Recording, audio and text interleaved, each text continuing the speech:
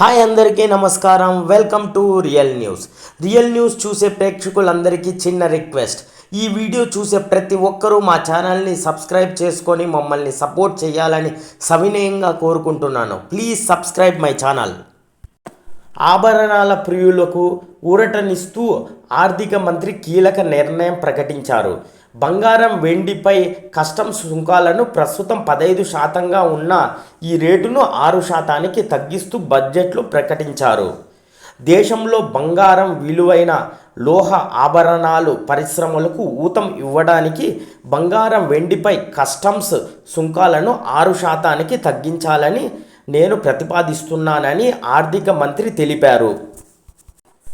Platinum, Palladium, ఒస్మినియం, రుథీనియం, ఇరిడియంలపై కూడా 15.4% నుంచి 6.4% బడ్జెట్లో తగ్గించారు.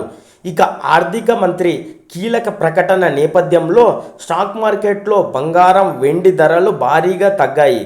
దేశ రాజధాని న్యూఢిల్లీలో 10 గ్రాముల 99.9% గోల్డ్ ధర క్రితం ముగింపుతో పోలిస్తే 3,350 రూపాయలు తగ్గి 72,300కు దిగి వచ్చింది.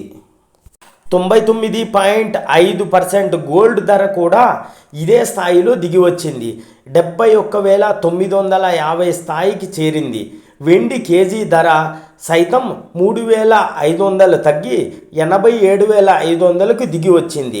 ఇక దేశ ఆర్థిక ధరల క్రితం ముగింపుతో పోలిస్తే 3,614 రూపాయల నుంచి 3,602 రూపాయల చొప్పున తగ్గి వరుసగా 69,602 రూపాయల నుంచి 69,323 రూపాయలకి దిగి వచ్చాయి.